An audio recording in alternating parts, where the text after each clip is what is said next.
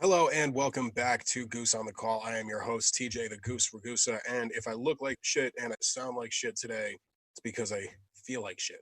I am getting over a double sinus infection and a lung infection right now. So that's the reason that I sound the way that I do. And obviously, not ideally what you would want going into a fight week. Obviously, this week we have Flex Fight Series 7 on Friday. That's going to be at the Stereo Garden in Patchogue, and I will not be on the call for that event. So I suppose it's not that actually that bad that I'm having these voice issues because I'm not going to be on the mic. I won't be on camera that night, but I will be in attendance, and there are some crazy fights I'm looking forward to seeing, namely the main event between Yasser Lucio and Mike Freza. That's going to be for the amateur lightweight kickboxing title of Flex Fight Series. It's going to be a crazy fight. I got to see both of these guys fight before, and they're both forward-moving fighters, a lot of power. We'll get into more of that matchup a little bit later, but that fight is going to be absolutely fireworks, and there are a number of other fights on the card that I'm looking forward to getting into. But today we start with UFC 267, and we'll start right at the top. Glover Teixeira is a UFC champion at 42 years old, one of the more inspirational stories of the year, the way that he's managed to fight his way back, beating Smith, beating Santos, getting himself this title shot, waiting for the opportunity while Blachowicz went out and fought Adesanya. Comes back in pretty dominant performance. There was never a moment that the fight was really out of his control. It looked like Jan was probably going to be the better striker as predicted, but Glover able to maul him, get on top of him early in the first round again and again in the second round, finding that rear naked choke submission. And again, a lot of people saw this coming. A lot of people didn't. It's just such a strange thing. It seems like whenever Jan Blachowicz is the underdog on the gambling money line, he comes through and he surprises a lot of people. But as the favorite, I believe he's 0-3 in his last three. Interesting to see where he goes from here. Possibly Alexander Rakic is another fight that could make sense for him. But for Teixeira, it looks like this first defense is going to be against Yuri Prochazka, which I don't know. I don't want to see Glover Teixeira in that fight just yet. I want to see him be able to get at least one title defense, but who knows? You know, he's been surprising us every step of the way for the last few years. He's obviously going to be an underdog in that matchup with Yuri, but interesting to see what happens. You know, there's a reason that they have these fights. Again, he was slated to lose this last one, and we will see how long Glover Teixeira will reign. Again, the 42-year-old becoming the oldest first-time champion in UFC history in the Glamour division at 205. Really interesting stuff, crazy stuff, and a really fun sight to see. I think no matter who won that fight, you probably would have felt good for the winner. From there, the co-main event, Petr Yan and Corey Sandhagen, the interim bantamweight title. Unbelievable fight. Went back and forth. I think you have to score the first round for Sandhagen, which most of the judges did. That scorecard went 49-46 across the board, which personally I thought was a little bit unfair to Sandhagen, at least in terms of that fifth round. It looked like he was pushing the action. It looked like he was chasing what he needed to chase in order to win that fight.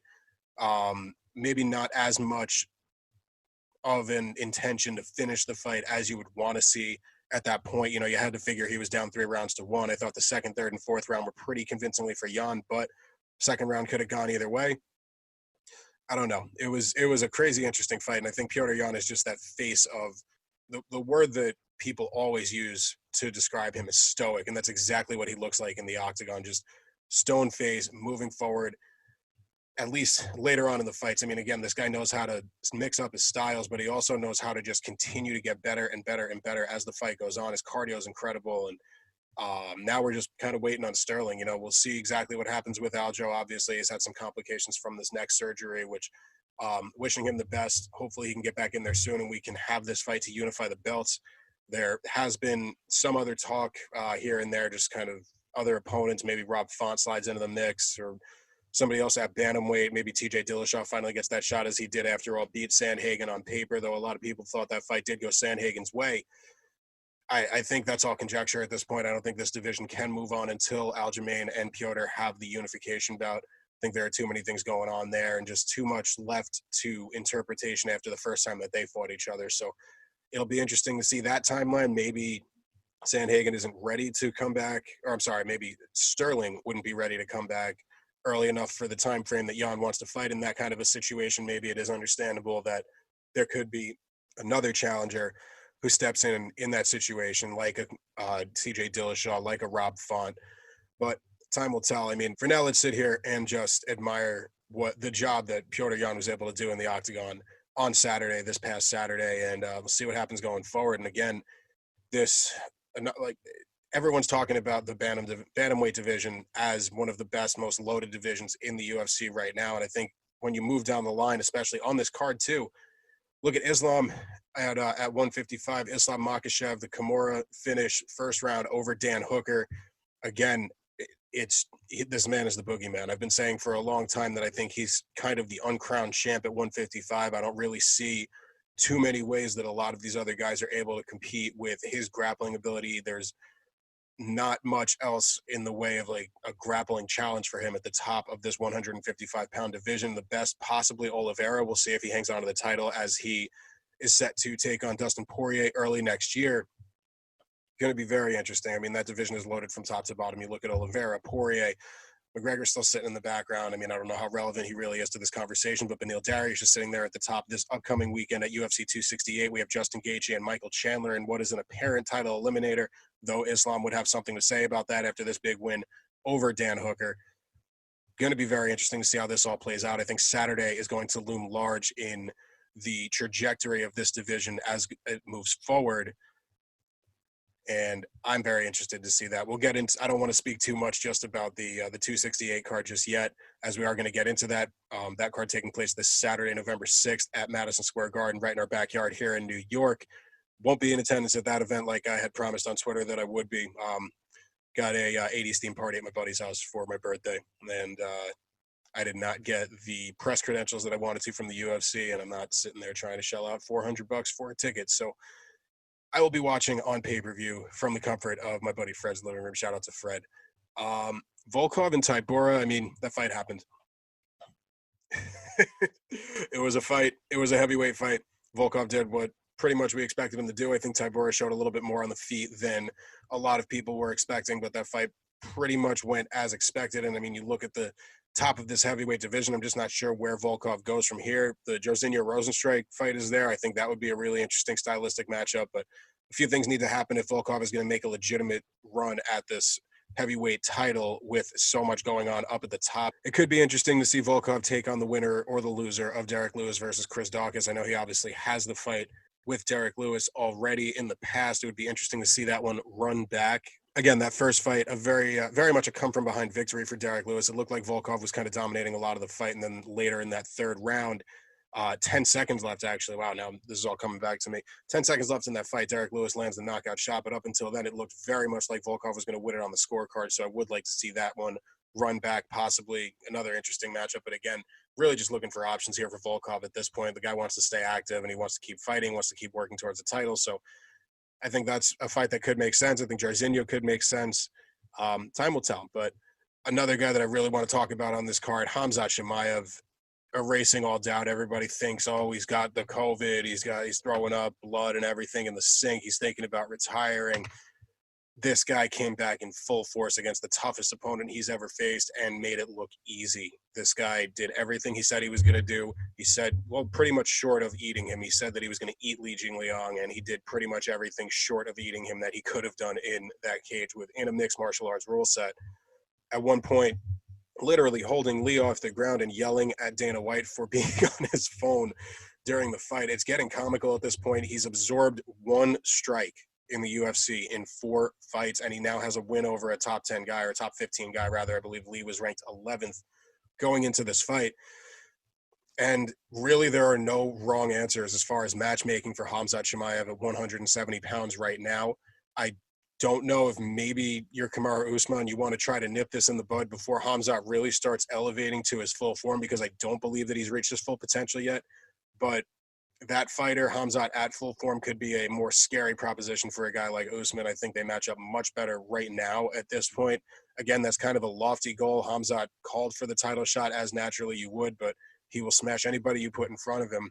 I think Leon Edwards, I think Colby, after he possibly loses this upcoming matchup with Usman. I mean, you guys obviously now know how I feel about that one. I do believe that Usman has covered more ground in the past couple of years than Colby has, but again, there's a reason that we have these fights, so we'll see what happens there. But a lot of really interesting fights up at the top of 170 as well. And some of those fights could include, obviously, Gilbert Burns doesn't have a fight booked right now. Leon and Jorge have their date. It's going to be interesting to see what happens there. Vicente Luque, that would be an absolutely crazy fight. I think there's so much pace coming from both of those guys. There's just no way that one escapes maybe the second round.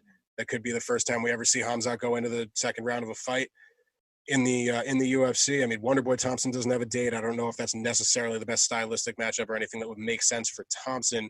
But again, Khamzat doesn't make sense for any of these guys. I mean, you're at this point putting your ranking on the line against a guy who has only been in the UFC for 4 fights, who you don't know what his true skill level is because he hasn't truly been tested yet. But again, every test that he's been faced with, he has passed with flying colors. I know Bilal Muhammad is another guy who has expressed some interest in this matchup, Neil Magny.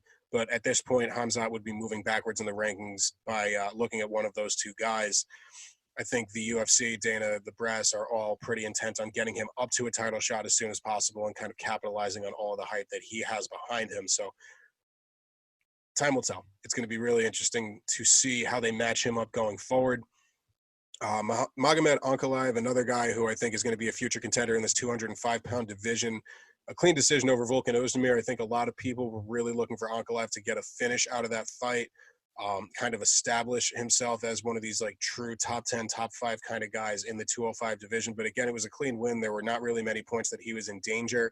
And Ozdemir is not an easy guy to get out of there. I think the only guys he's been finished by, at least as of late, were Cormier. He got knocked out by Yuri and Anthony Smith rear naked choke. So again, a really tough guy to get out of there unless you're really one of these high level guys. But a clinical performance from Ankalaev.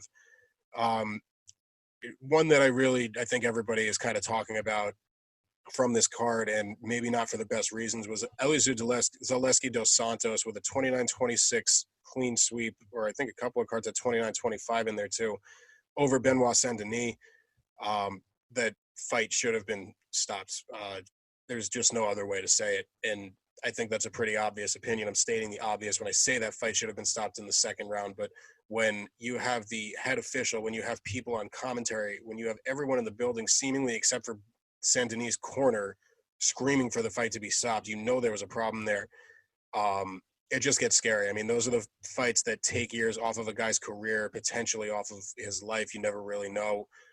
Brain is a crazy thing. And this is one of those things that I always talk to or I point to when I look at MMA versus boxing, at least from a fighter's perspective. You know, there's a reason that we've seen so many people unfortunately pass away in boxing, because they have these standing 10 counts where a guy can take ridiculous abuse and then is afforded a little bit of time to recover and then go back in there to take more abuse on what is already a battered skull and a battered brain, which is a delicate organ.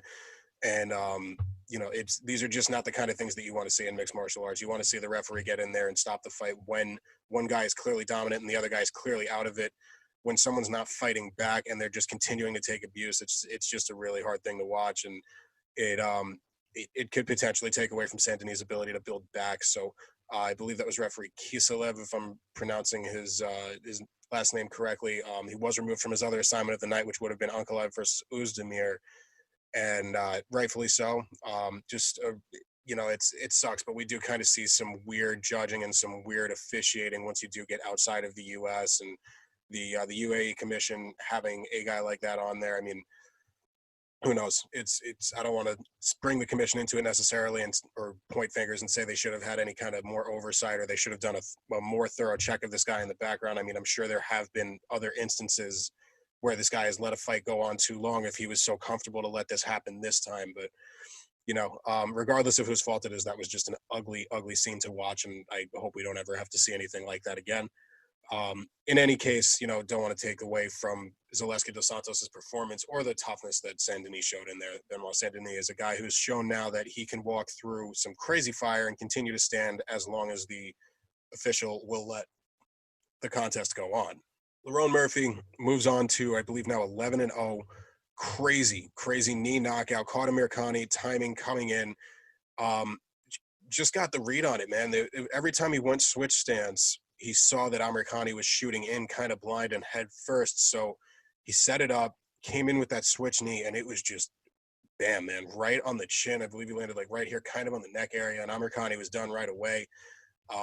Really, really nice knockout from Lerone Murphy. And then I wanted to talk about Andre Petroski, one of my favorite characters in the sport right now. This guy is hysterical. He was so much fun to get to know on The Ultimate Fighter, to see him take advantage of the opportunity to be featured on The Ultimate Fighter finale, win that fight, win this fight now over Yu Hao Zhang, and doing it by finish too. I mean, in the third round, a guy who, he was pretty much ahead on the cards. I thought it was pretty obvious, but never stopped fighting, and you love to see that, a guy chasing the finish, even though he feels like he's up in the third round. So Andre Petroski, a really bright future. Maybe we get to see him fight against Battle or Tresean Gore after they get back together and finish the business that they didn't get to finish on The Ultimate Fighter. So really interesting to see how that plays out in the future. And Petroski, probably a threat in this in this middleweight division.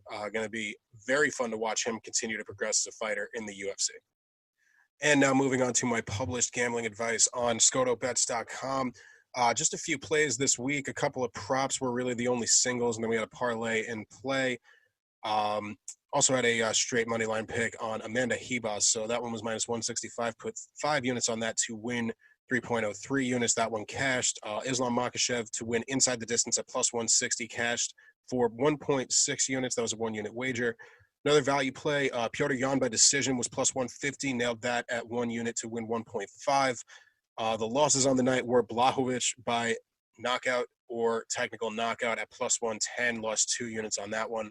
And we had a home run parlay in play that missed just by the last leg. That was Ibas, Ankalaev, Volkov, Yan, and the loser on that parlay was Blachowicz. Maybe that's why we want to limit these parlays down to 3 or 4 legs. But would have been a 10.53 unit win if Blachowicz was able to pull out that defense. However, bad read on my part, and we were lost 2 units on that one, 2.5 units actually. So the grand total on the night, 1.63 unit win. Not huge, but we'll take it. We're in the green there. So once again, another card in the green. 5 of our last 7 in the green. Really nice to get that little string of wins going there. Just staying positive here.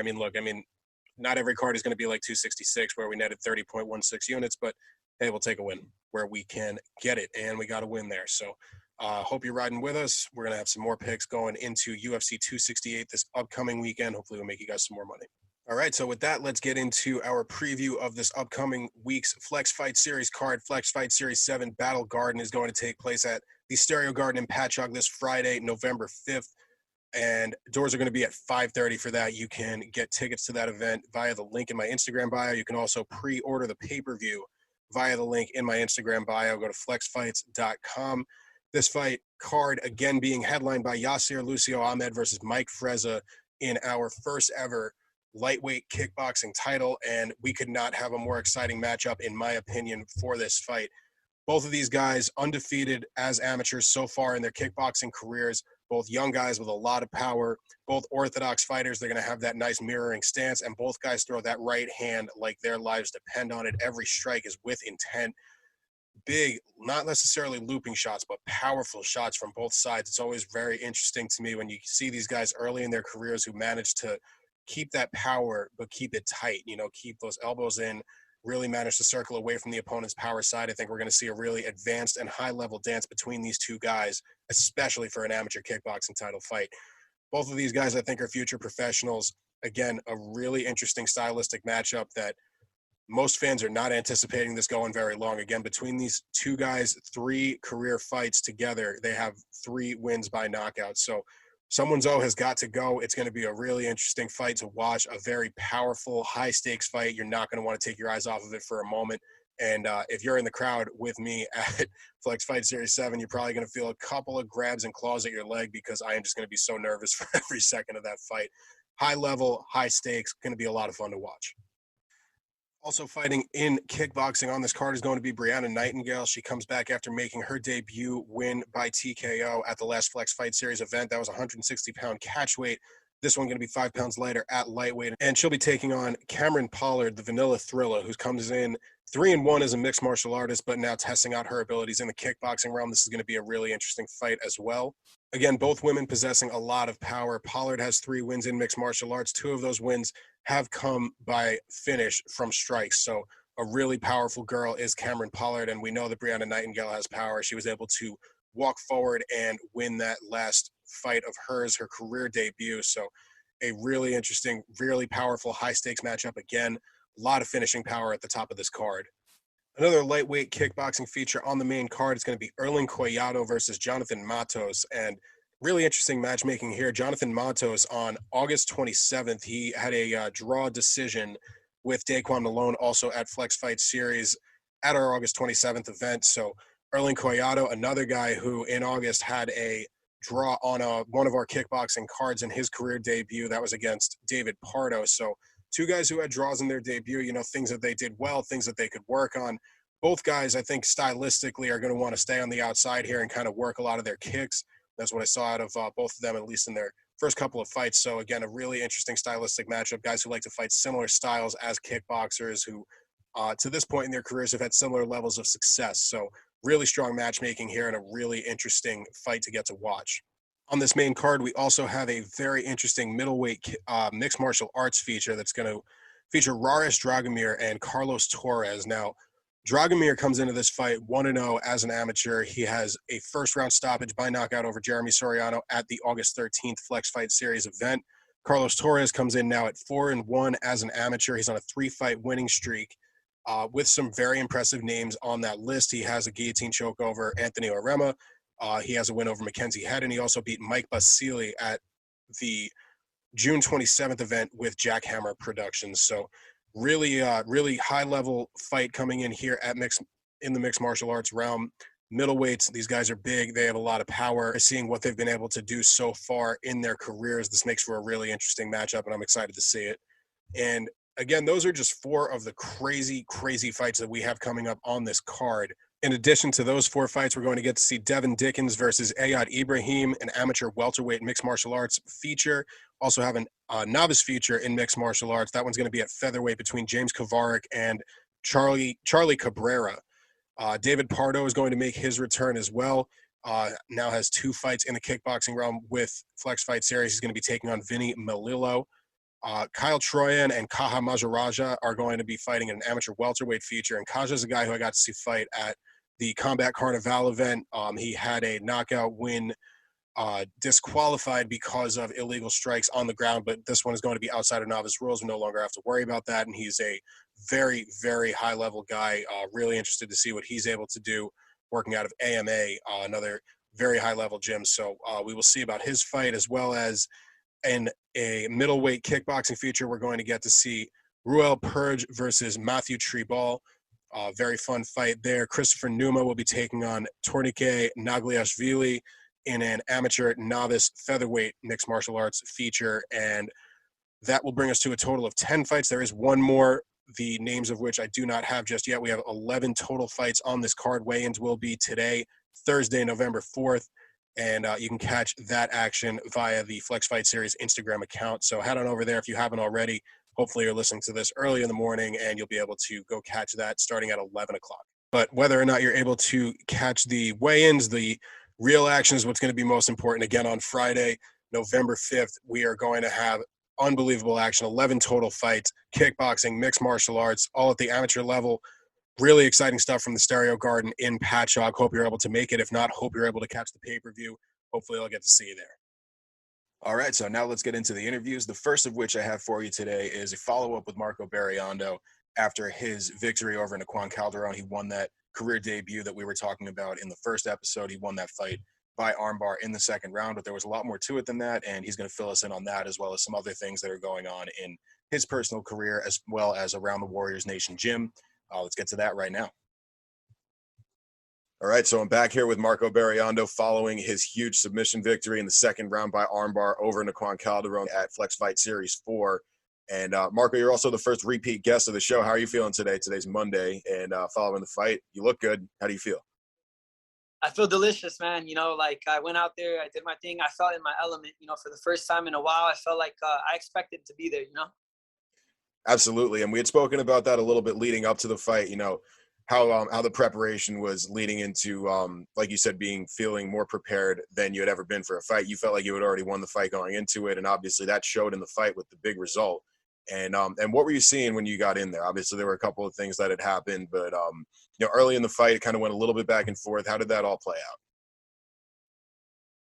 Yeah, so you know, like everything was calm. Like he was calm in the beginning, like, you know, when we were getting our hands wrapped, everything. Like he even dapped me up, you know, then like before we were walking out, he was the first one to walk out. And so like he was waiting there and then they had us in the back.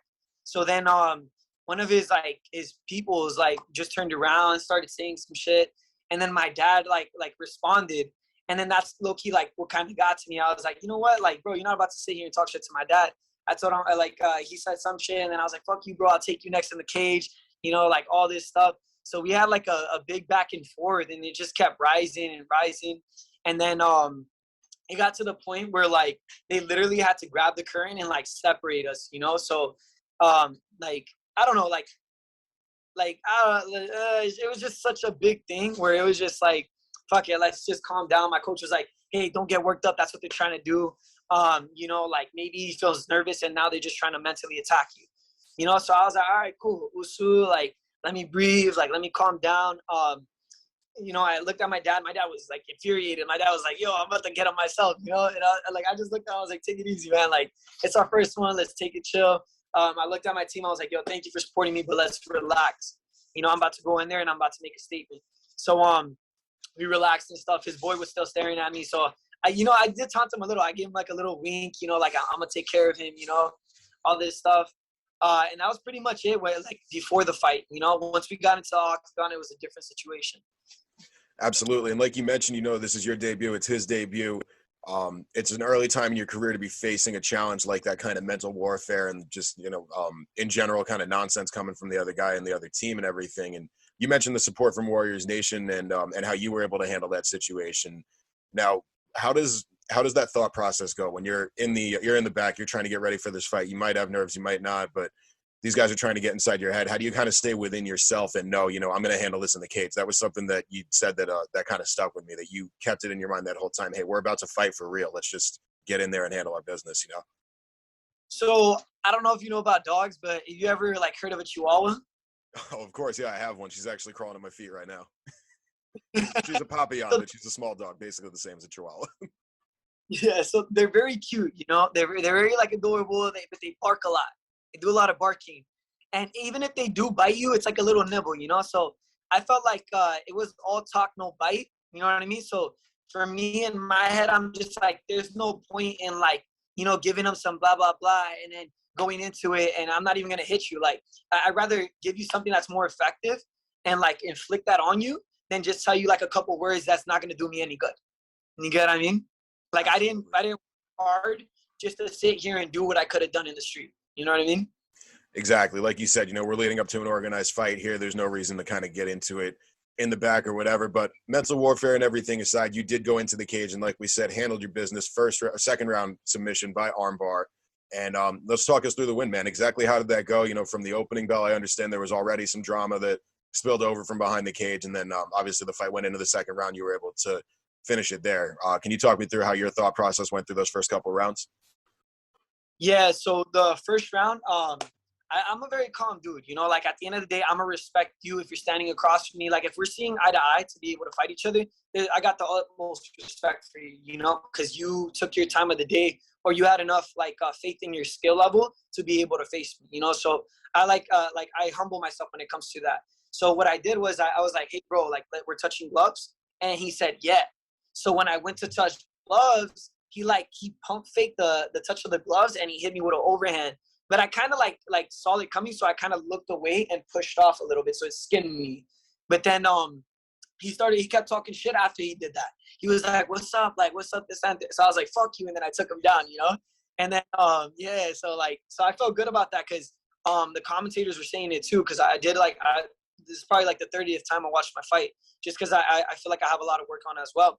But the commentators said it too, like that was not cool or like, you know, oh, they're talking shit to each other, but look at that. Marco responded with a takedown. And, you know, once I got on top, like I said, like in our pre-interview, you know, like I did tell you I was going to close that distance, take him to the ground and mow him.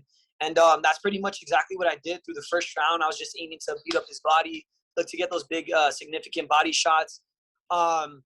You know, once I eventually did end up getting on top, and like getting on full mount and getting that head and arm choke, he got saved by the bell, you know. So that, like, I was a little upset about that because I did want to, you know, finish in the first round. But that's where you got to, like, pull through and say, hey, you know, you do have your ups and downs. Not everything's going to be perfect.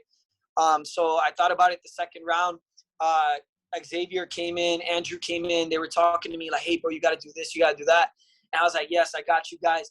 And then, like, even before they were like, all right, you guys are going to go ready to fight, I threw the bench out. I was like, yo, I want to get back up. So I stood up and like, yo, you got to chill, man. You got to get in there. But, you know, like that adrenaline and confidence in your cardio, in your technique, like, you know, just that constant drive of, yo, I don't need this break right now. You know, it felt like I wanted to go back and do it. So once they told us that, we went into it. I was baiting with the jab, threw an inside kick. He did like a throw overhand, and I just changed my level, picked him up, took him for some airtime, got him down. Once I got on full mount, I felt good. I was just beating up his ribs, aiming like for those significant punches. And then I baited like I was gonna hit him in the face, and he kind of got scared. So he put his hand up, and then I grabbed his hand, pushed it to the mat, got my shin over his forearm, and then I picked up his head, scooped it up, and then I started scooting up a little bit, and then I locked in the triangle. But I did know, like, everybody's constant reaction is roll out. You get what I mean? And that's what he ended up doing. And then I ended up scooping in between his forearm with my thumb. So I started from this part of his arm and worked my way up. So as I scooped up, once I felt the lock, I remember, like, anytime you want the break, it's the point of the pinky. So I grabbed that, I pulled it, and he says it didn't break, you know, and like I respect that he says it doesn't break, but it definitely was dislocated because, like, you know, the video shows like a 90-degree angle of his elbow, and stuff like that. So I wish him like a speedy recovery, because, you know, he does have heart to be able to become a great fighter. And that really shows a lot about you right there. I think a couple of things that you said in that last statement, like how you said finishing up, you know, first of all, you know, it's like you said, it's a sport, and it's a sport of respect, and you do show a lot of grace there in hoping that your partner, or your opponent rather, is going to make a speedy recover from that injury. And you also mentioned earlier your version of the mental warfare, while your opponents might have been, you know, and his teammates doing it verbally behind the curtains before the fight starts. Your mental warfare came in the form of throwing the stool to the side and getting ready for the second round before anybody else was ready for it, you know, and having that confidence in your cardio, like you mentioned, and having that preparation. Can you speak a little bit to how that helped to earn you this victory? Yeah, most definitely. You know, like a big thing, like, was like, I hate cardio, like I hate running, you know. And the thing was, like, when I'm running, like, so we run the bridge a lot because our location is in Dumbo, so that bridge is right there. And sometimes you're coming back on your way back, and you're just like, damn, like, you know, like, I'm feeling tired, or like got this little like wind in my rib or something of that sort. And you mentally have to train yourself, like, I got to push through. Like, the things that I'm working for are beyond that. Not even at the end of this bridge, but beyond that. And so, like, sometimes I'll be running and I'll start slowing down. Hell, constantly building that mentality kind of gave me, like, I honestly didn't feel tired after that second round.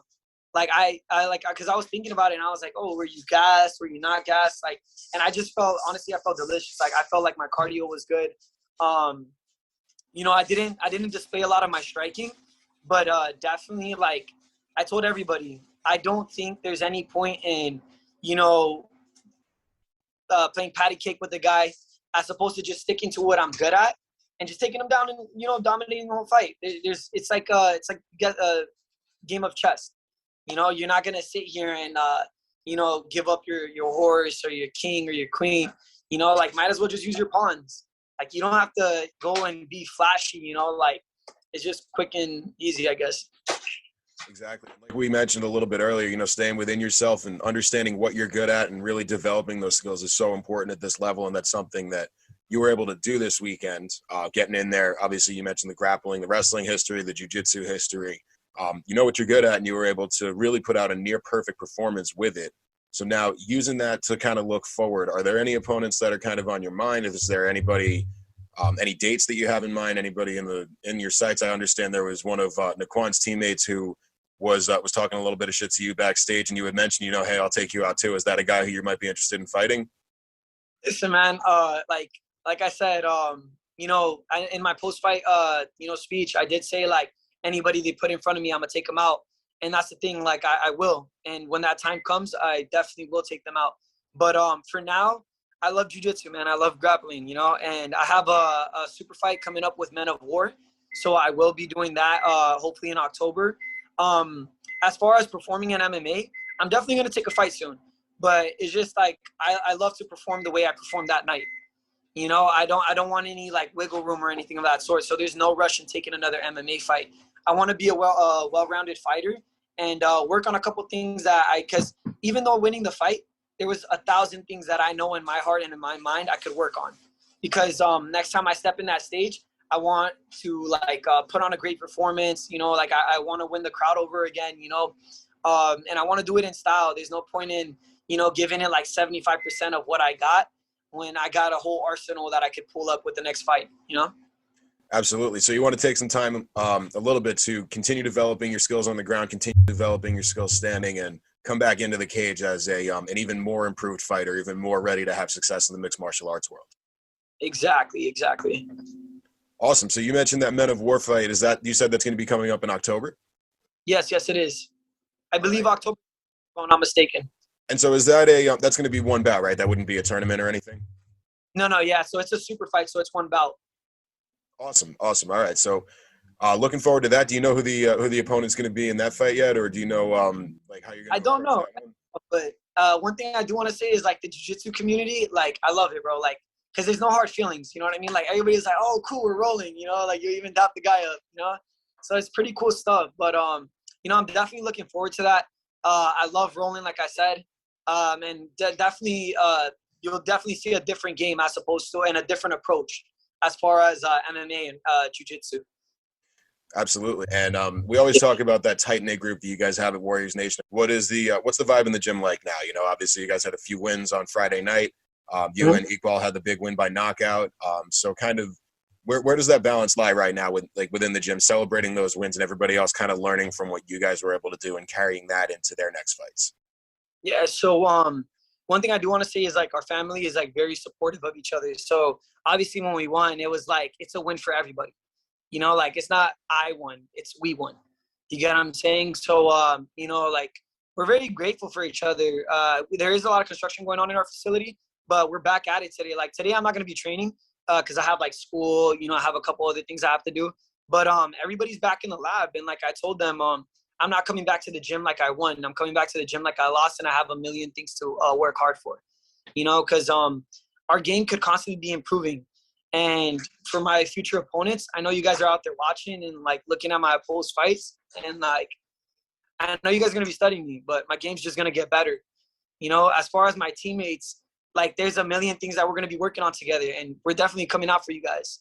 And it's not just one thing, it's not just jiu-jitsu, it's not just wrestling. Like we're going to come out with some flashy stuff, and I believe in my teammates to be able to go out there and represent us and themselves.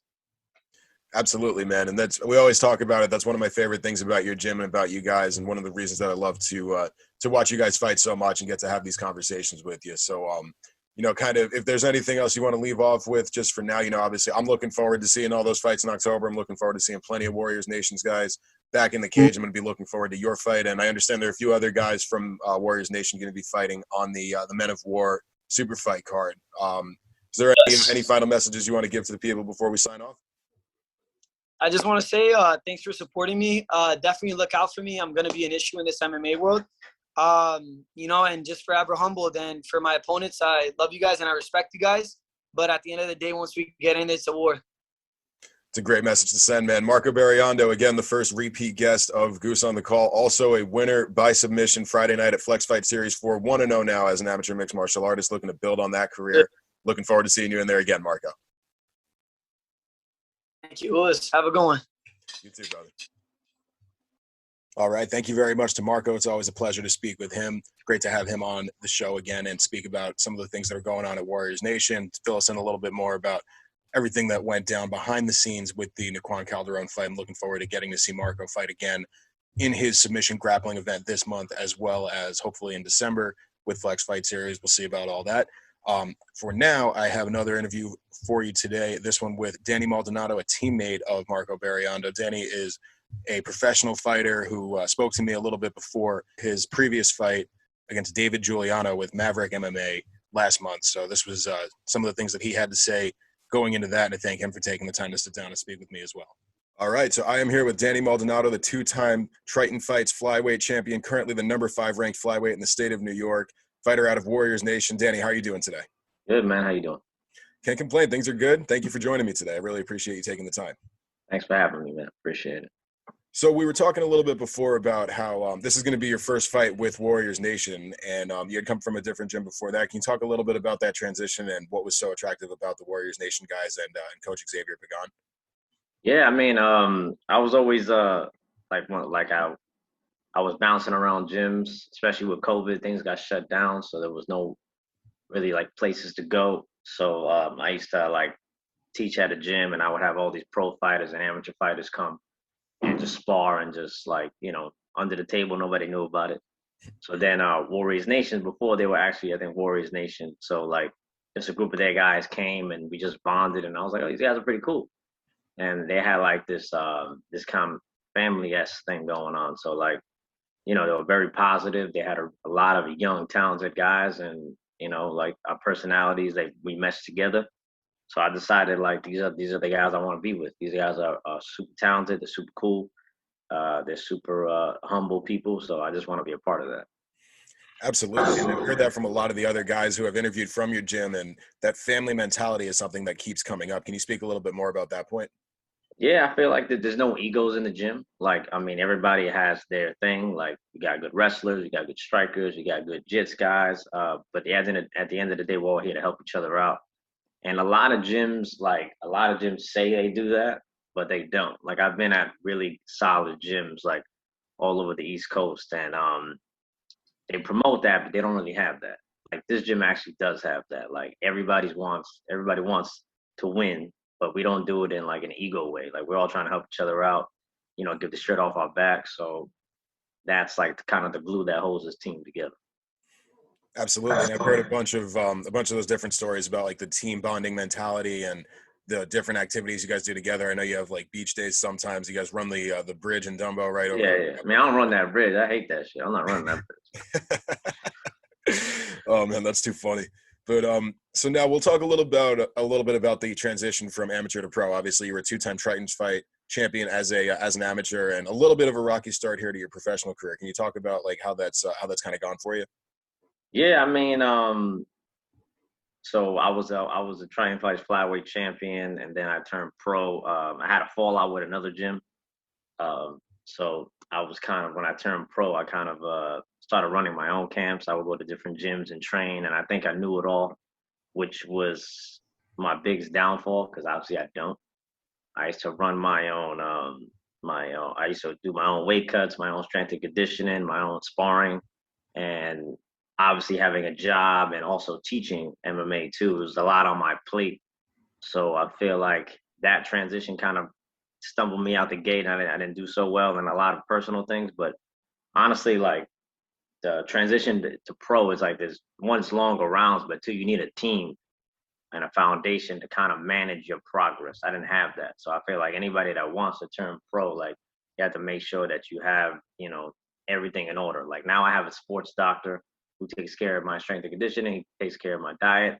I have a team. I have amazing coaches like Xavier and Hansel that, you know, monitor my training. You know, obviously like there's some days I go hard and they'll be like, you know what, take a day off. Like I never had that. I used to always overtrain. So it's like the transition is just having a better team and like, you know, outside resources like a doctor or like a coach for strength and conditioning. That always helps. So that transition, like, you know, unfortunately I got it now, but I took, you know, 3 L's in very competitive fights to make me learn this tough lesson.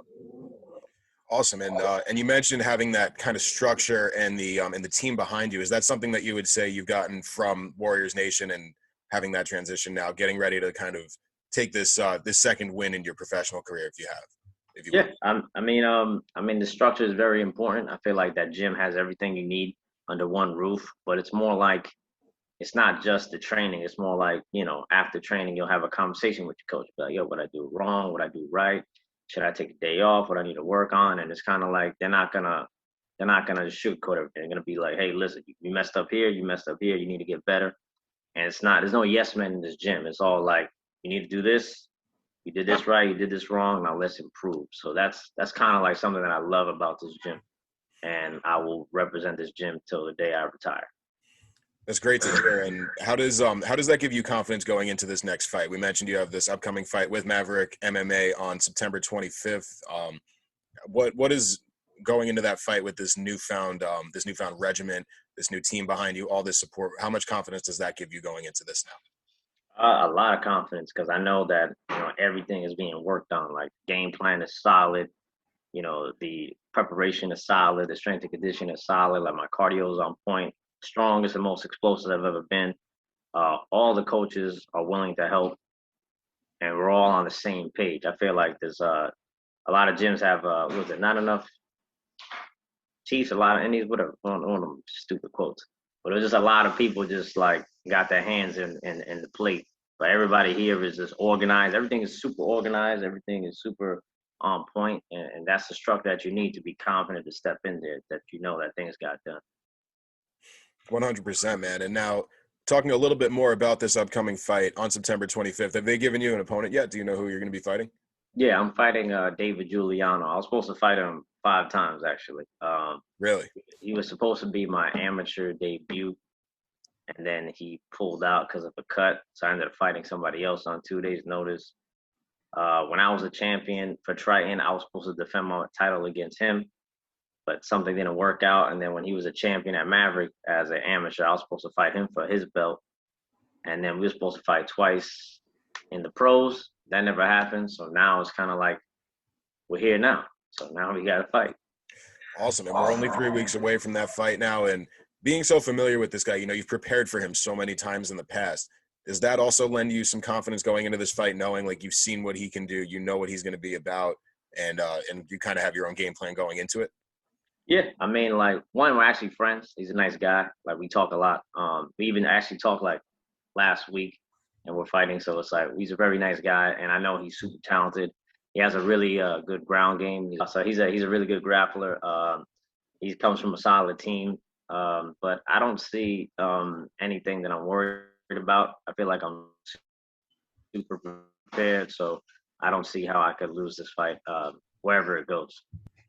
Absolutely. So you feel like you're going to have the advantage everywhere: the grappling, the striking, the when we get into the clinch, every part of this fight, you feel like you have the upper hand here. Yeah, because I feel like his strongest basis is grappling, but that's also my strongest base. Luckily, in my athletic career, I was a 20-time grappling gold medalist. I trained with some of the best grapplers in the world. So, like in Danaher Death Squad kind of guys. So it's like I'm super prepared, and I've always been super on point on the ground. Absolutely. And now you mentioned having that high-level competition, the high-level training partners, and surrounding yourself with talent. At Warriors Nation, you mentioned you have a bunch of guys who help each other out stylistically. And can you kind of speak more to that dynamic about how guys are helping each other fill in the gaps there and what that's doing for you going into this fight? Yeah, so like I feel like I've always my striking always could have improved, but now it's actually like where I want it to be. Besides this little thing on my face. Yeah, we got some super like high level strikers. We got some wrestlers, guys that have been wrestling for a long time. We have some talented jits guys. So it's just like there's so much skill in that gym that like if you're neglecting one thing, like it's there for you to fix it. If you like feel like you need help with this, the resources are all there. So you have no choice but to become well rounded, or you're gonna get smoked in the gym. Absolutely. It's kill or be killed in there, right? And that's one of those things that I think really helps to contribute to a strong gym dynamic. And another thing that really can help contribute to that is when you said we keep mentioning the high-level coaches, and Xavier Pagan, one of the things that I always hear about him as a striking coach is that a lot of things that he teaches are really focused on the finer points, right? Like the finer points of footwork and the finer points of the fundamentals, staying away from the power hand, that sort of thing. Can you speak to how that's helped to develop some of your striking ability? Yeah, I'm a big advocate in footwork. Like I love footwork, and like since he also does, it's kind of like we just click. And like his whole style of striking is like I fell in love with it. It's beautiful. It's like you can just knock somebody out and you're not gonna get hit once, and that's what it's all about. It's about getting hitting and not getting hit. And I feel like we clicked since day one. That's my brother for life, and just like he's never even fought before, but he has so much knowledge that it's like you have no choice but to like gravitate towards his skill. 100%. And really, he is a high-level coach, and you have a bunch of high-level coaches and training partners over at Warriors Nation, and they're also helping you prepare for another fight a little bit further down the road, right? In December, you're going to be fighting again with Flex Fight Series. Yeah, I'm excited because I was supposed to fight for Flex or Slash Triton in March, and that was going to be my pro debut for them. And then my opponent pulled out the day of the fight, which sucked. So now that they're Flex, now they have like a lot of, their production's off the hook. So I can't wait to walk out and have my own highlight video and all that other stuff, since that's exciting. Certainly, and I think you are going to be a star there and in every promotion that you compete in. And I'm excited to watch you fight again. Are there any closing thoughts that you want to give to everybody before we sign off here, Danny? Just don't give up. I mean, I'm 0-3. I had super competitive fights, and I was a broken man, in my personal life. So the fact that I was able to still fight shows that, you got to have some heart and you can't give up. And I'm looking to make a statement in these next 2 fights or whatever fights I have. And shout out to Warriors Nation. Shout out to my brother Xavier. And we're gonna do big things. And and thank you for your time, by the way. Thank you for your time, Danny. I'm really looking forward to seeing you complete that cycle of perseverance and just not giving up on yourself. It's an incredible story, and I'm really excited to see you go out there and get that first professional win, my brother. Thank you. Cheers, man. Thanks for joining me. All right, so thank you very much to Danny and Marco for giving those interviews. And with that, we're going to move into a preview of UFC 268 this Saturday, November 6th at MSG, Madison Square Garden, New York City, headlined by Usman versus Covington 2. And there's just so much to unpack here, so let's start right at the top. Colby Covington, Kamaru Usman going to have the rematch here. I cannot wait to watch this. The first fight that they had is my second favorite fight of all time, behind Weili Zhang and Joanna Jędrzejczyk. We'll also get to see Weili get her rematch against Rose Namajunas here. But again, Colby and Kamaru, that first fight was so crazy, so back and forth, and they stylistically were just so complimentary of each other that it just served to have this crazy, crazy fight where both guys had their moments. And again, Usman with the definitive finish, as he says, he broke Colby Covington's face, and he did. But just a crazy, crazy fight, and I'm really hoping that this one will go pretty similar way. But it's going to be really fun to watch because it's going to be a measure of like how far each of these guys have come since the first title fight. When I look at it from kind of like just breaking down a prediction standpoint, Colby Covington he's had one fight since that first fight. That was against Tyron Woodley. And when I watched that fight, did I really see anything that I didn't think he had prior to that? Like, I don't know if there was necessarily so much of a progression there. I think what Tyron's level of success was towards the end of his career kind of speaks to, just how maybe not so great of a win that was, but Colby still did what he had to do in that fight and looked like how he's looked in the past, looked dominant. His pressure was incredible, and that's what makes him a great fighter. When I look at Kamaru Usman's last couple of fights, against Jorge Masvidal twice, against Gilbert Burns, he's shown a level of progression in each of those fights, especially when it comes to the striking standpoint. And I think that was so highlighted by the picturesque knockout of Masvidal in the last fight on April 24th. So again, I think that there have been strides made there, and that Kamaru is kind of progressing towards this level where, again, now he's the number one pound for pound fighter on the planet, and he's starting to enter this territory where we're talking about him potentially as the greatest welterweight of all time, even over a guy like George St. Pierre. So what I'm expecting in this fight, and I'm going to give away an early lead on this one, Colby Covington is likely going to get finished, I think, at least third, fourth round. Somewhere in that range. There's a lot of value on the round betting, but again, there's plenty of value at plus 130 on Kamaru Usman to finish the fight inside the distance. So that's one of my early leans there. But again, a really interesting fight. I think there are going to be moments for both guys on both sides, and I do think Colby's very dangerous, but a really, really fun stylistic matchup. Again, I'm looking forward to it, not necessarily going the same way as the first fight, but that's going to be the fun of it. We're going to see exactly which one of these guys has progressed more since that first point.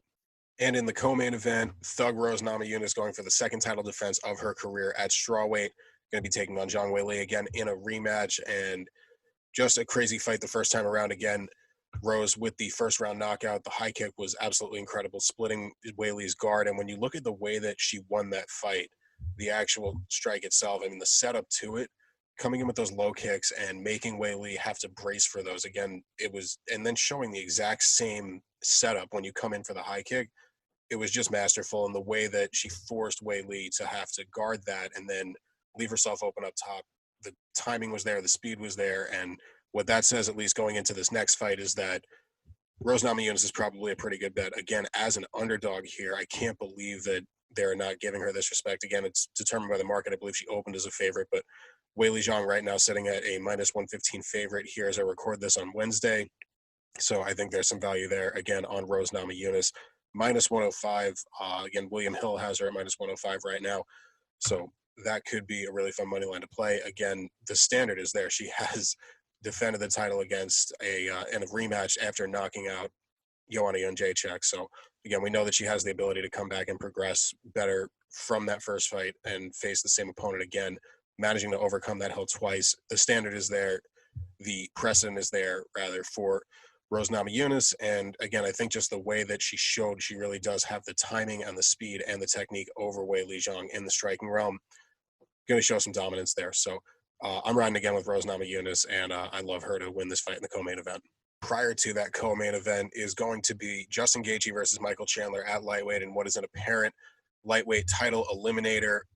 The winner of this fight will apparently be fighting the winner of Charles Oliveira versus Dustin Poirier for the lightweight championship. And Justin Gaethje sitting at a minus 210 favorite right now. I don't even know what to make of this fight as far as from a betting perspective. I'm just happy that I get to watch this. This is the fight that all of the fans, everybody has deserved, wanted to see. These guys are going to just throw, and they both hit like trucks. It's going to be crazy. It's going to be madness. These guys are going to go back and forth. They're both going to land their shots, and they're both going to hurt each other. So who wins in this one? I don't know, man. The fans. Those are my thoughts on Gaethje and Chandler. The one more fight I want to talk about on this card is Billy Quarantillo versus Shane Burgos. Burgos listed as a minus 200 favorite right now. Quarantillo coming back as a plus 160 underdog, and I think that there's some value on Billy Q here. I do think that Burgos is overvalued. I think somehow he gained steam with that last knockout loss to Edson Barboza. But Quarantillo has had a couple of really impressive performances. The one loss to Gavin Tucker. Again, Gavin Tucker is a killer. He's a guy who I hold in very high regard. He was able to solve the Spike Carlisle puzzle, the right cross win over Kyle Nelson. Gabriel Benitez, he dominated pretty much that entire fight. And the finish to that fight came mercifully in the third round.